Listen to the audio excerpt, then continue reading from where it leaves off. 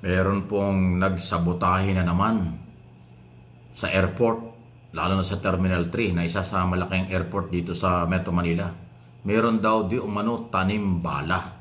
At merong mag-inang pabalik yata ng Vietnam ang naging biktima.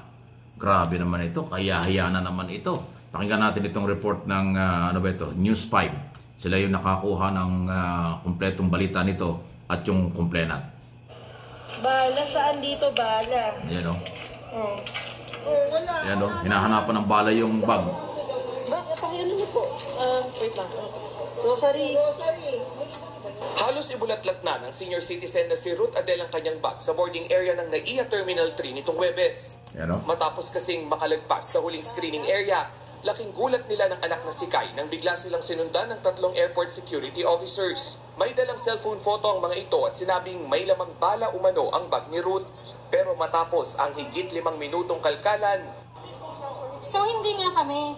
sa isang exclusive interview, sinabi ni Kai sa News 5 na nakasisiguro siyang hindi x-ray photo ng bag ng kanyang ina ang ipinakita ng mga security officer. Grabe ano?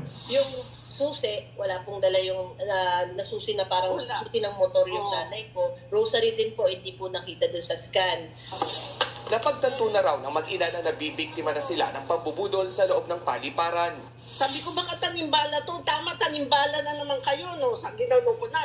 Ngayon ako nakapagsalita ng gano'n kasi talagang galit na po ako eh. Sa huli, wala raw nakitang bala sa kanilang gamit. Walang ka-remorse ni after. Kumbaga po yung eksena, pagka nagsasalita po kami, tinatawanan po kami. Ang malala makikitang nagtatawanan pa ang mga security officer na tila walang naabala o naperwisyo. Dekada na ang lumipas ng Grabe ano?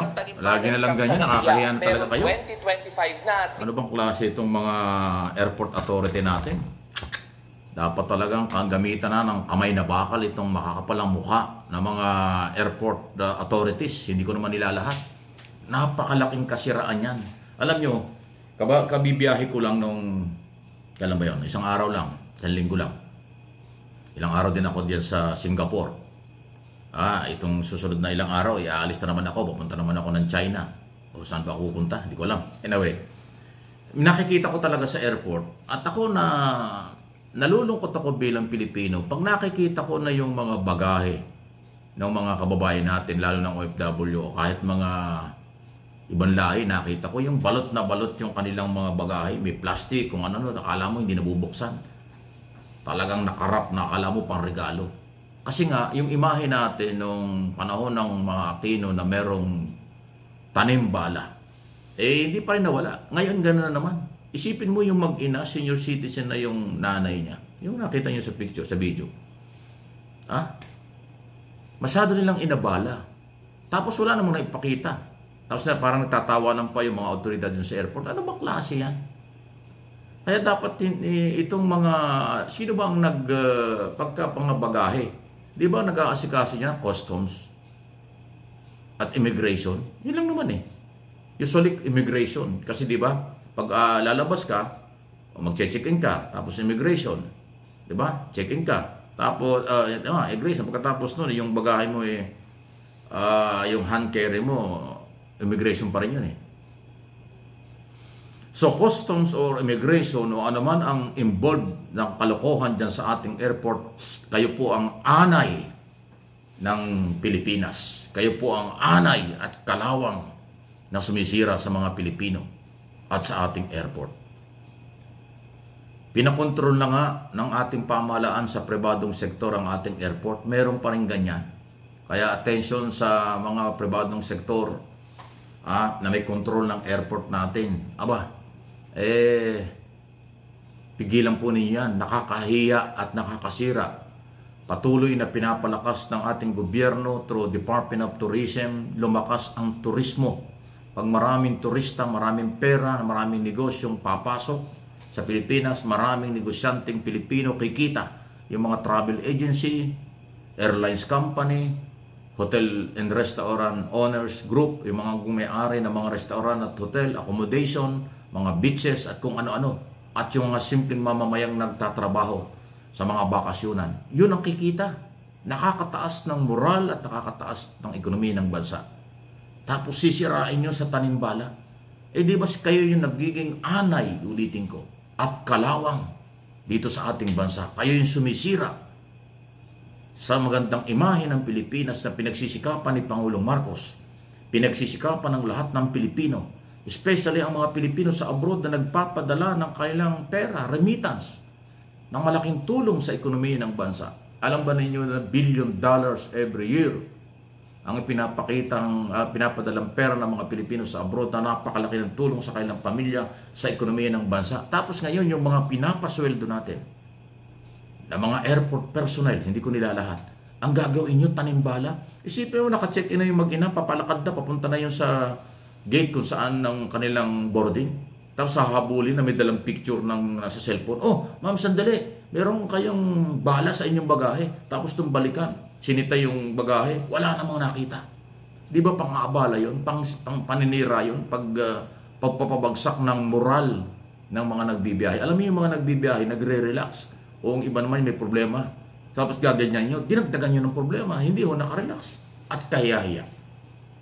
Ayaw ko na sanang patulan ng balitang ito dahil ilang araw na rito. Pero kaya ko po pinatulan na rin kasi panahon na naman ipakita ng airport management at ng Department of Transportation Secretary Dizon. Ikaw ang bagong-bagong sekretary nito. Bakit nangyari sa iyo ito? Tanimbala, meron na naman. Tapos wala namang nakita at yung picture na pinakita or video kung anong sanggaling yun. Hindi daw kanila. Sabi ng mag-ina. Hindi kanilang sa kanilang bag. Kasi binulat-lat yung bag nila, wala naman. So ibig sabihin, nanghaharas, namemera, pera. Naghahanap ng pera, gumagawa ng maling pera. Nag-extortion yan eh. Tatakutin mo yung pasahero? I-hold mo yung pasahero? Mabuti pumalag. Kung hindi pumalag yan, lagayan na yon para hindi siya maabala. Pero yung kahiyan, abala at lahat, yun po yung pinakamalaking kasiraan sa ating airport.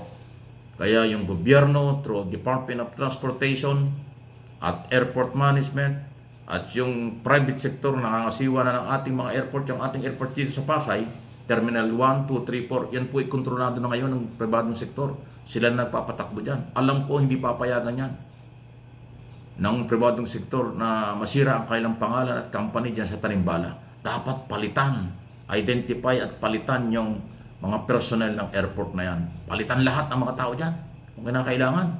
O yung mga identify na gumagawa ng kalokohan, harassment, extortion at kung anumang panggigipit na nakakasira sa imahe ng ating airport at ng ating bansa at ng mga Pilipino. Nung isang araw lang din, lumabas sa report, international news, pinaka-worst, pinakadelikadong airport, isa sa pinakadelikadong airport ng ating bansa. Tapos biglang lalabas nga yung ganyan tanimbala, nagpapatunay na talagang masama yung ating airport. Paano gagawin natin pagka ganito? Pilipino, kapwa Pilipino ang sumisira sa ating bansa. Ladies and gentlemen, nakakasama ng loob.